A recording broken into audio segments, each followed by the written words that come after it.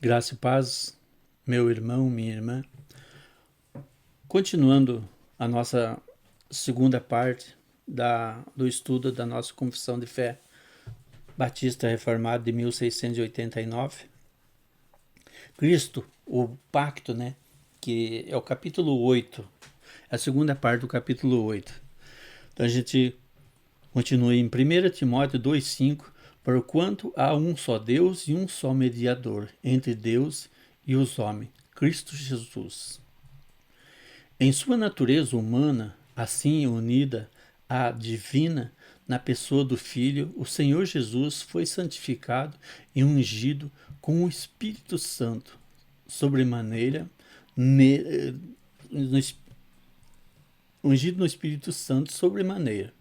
Nele se encontra todos os tesouros da sabedoria e do conhecimento, porque aprove ao Pai que nele habitasse toda a plenitude, a fim de que, sendo santo, inculpável e sem mácula, cheio de graça e de verdade, ele fosse plenamente qualificado para exercer o ofício de mediador e fiador, ofício que ele mesmo não tomou para si, mas para o qual foi chamado por seu Pai.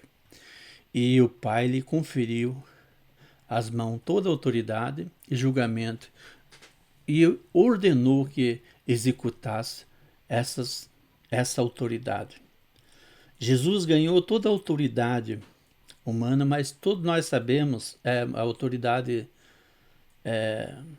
espiritual, de Deus. Ele era Deus e homem, mas ele abdicou de ser igual a Deus. Ele foi homem até na hora da morte, mesmo sendo que ele poderia, na hora da crucificação, na hora que ele foi preso, ele podia, tantos milagres Jesus fez. Então, quem que não, como a gente vai duvidar que Jesus, se ele quisesse, ele se livrava, ele não seria preso, não, mas Deus fez com que ele fosse para a cruz e fosse obediente até a morte de cruz. Então, Salmos 45:7 diz assim: amas a justiça e odeia a iniquidade. Por isso Deus, o teu Deus, te ungiu com óleo de alegria, como a nenhum dos teus companheiros.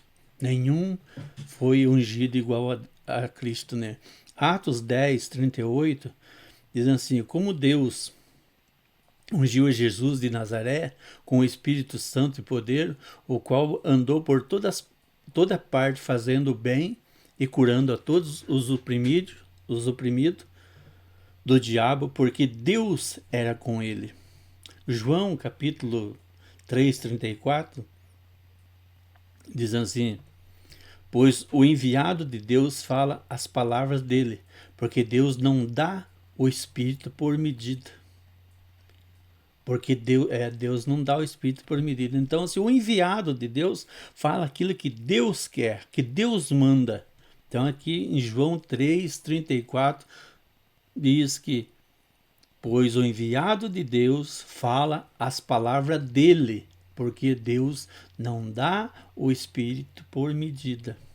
E Colossenses 2:3 diz assim: em quem todos os tesouros da sabedoria e de conhecimento estão ocultos.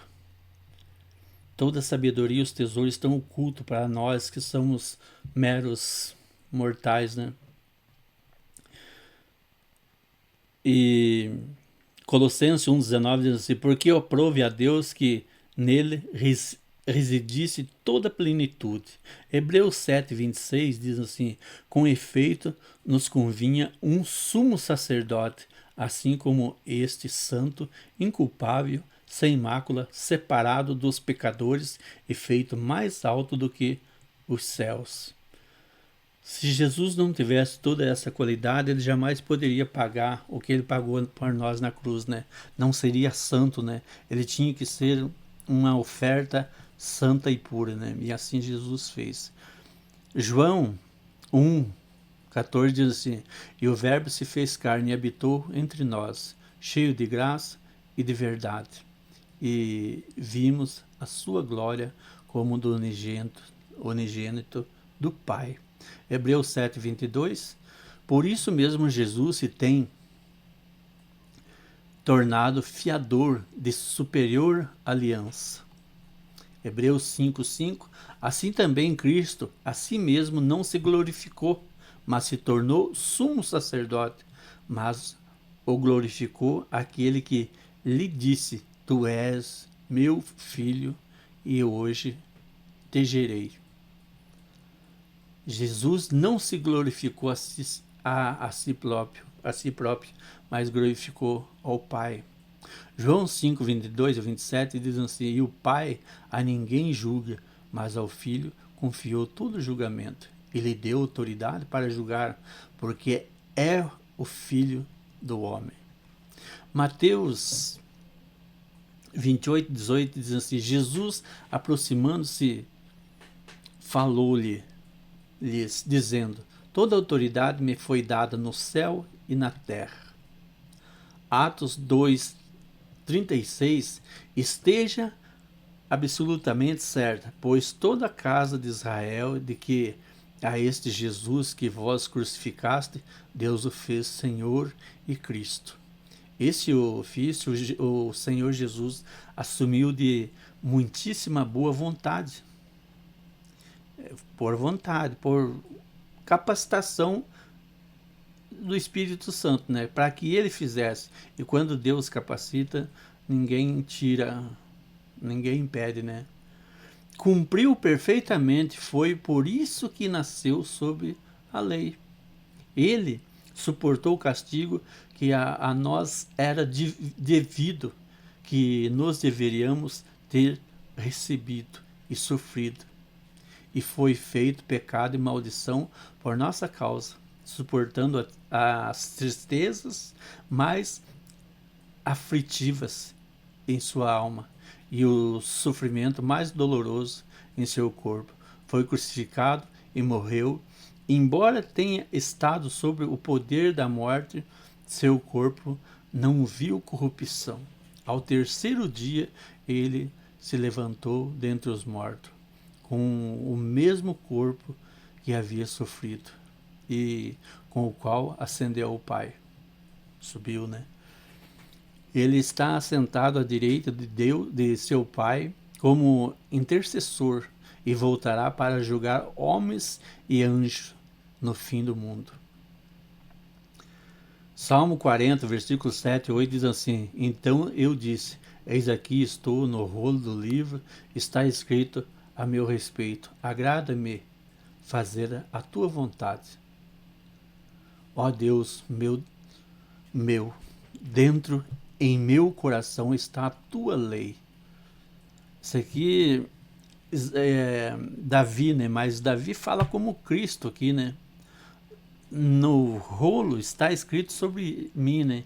Jesus disse isso no livro nas profecias, né? Fala de mim, né? Os profetas falavam de mim, né? Hebreus 10, versículo 5 ao 10 diz assim: por isso, ao entrar no mundo, diz: sacrifício e oferta não quiseste, antes corpo me formaste, não te deleitasse com holocausto e ofertas pelo pecado. Então eu disse: eis aqui estou, no rolo do livro está escrito a meu respeito, para fazer, ó Deus, a tua vontade. Depois de dizer como acima, sacrifício e oferta não quiseste, nem holocausto e a oblação, né, pelo pecado, nem com isso te deleitaste, coisa que se oferece segundo a lei. Então acrescentou: eis aqui estou para fazer, ó Deus, a tua vontade. Remove o primeiro para estabelecer o segundo. Nessa vontade é que temos sido santificados mediante a oferta do corpo de Jesus Cristo, uma vez por todas. Veja que maravilha aqui. Jesus diz assim: remove o primeiro e coloca o segundo, né? que ele fala aqui, achando aqui mais para trás, que a questão, eis aqui, eu estou aqui, remove o primeiro para estabelecer o segundo. O que era isso? Remover as ofertas, de que ofertava sacrifício de boi, de gordura, de sacrificar animais para Deus, né? E aqui acabou a lei. Jesus veio e encerrou a lei.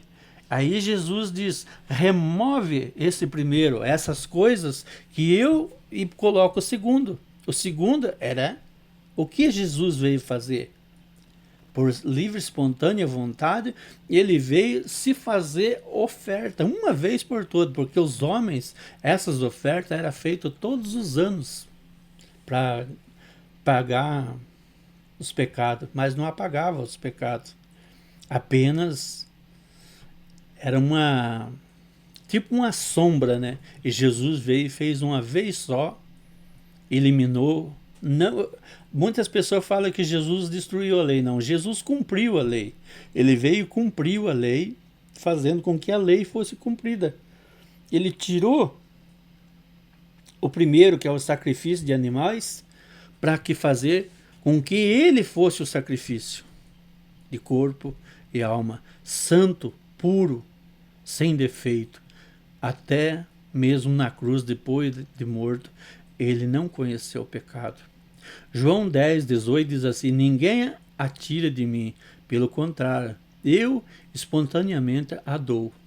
Tenho autoridade para entregar e também para reavê-la, este mandato recebido do meu Pai. Gálatas 4:4 diz assim: vindo, porém, a plenitude do tempo, Deus enviou seu filho, nascido de mulher, nascido sobre a lei. Mateus 3,15 diz assim: mas Jesus lhe respondeu: deixa por enquanto, porque assim nos convém cumprir toda a justiça. Então ele o admitiu. Gálatas 3:13 diz assim: Cristo nos resgatou da maldição da lei, fazendo-se ele próprio maldição em nosso lugar, porque está escrito: maldito todo aquele que for pendurado em madeiro. Jesus se tornou maldito por nossa causa. Isaías 53:6 diz assim: todos nós andávamos desgarrados como ovelhas, cada um se desviava pelo caminho, mas o Senhor fez cair sobre ele a iniquidade de nós todos. 1 Pedro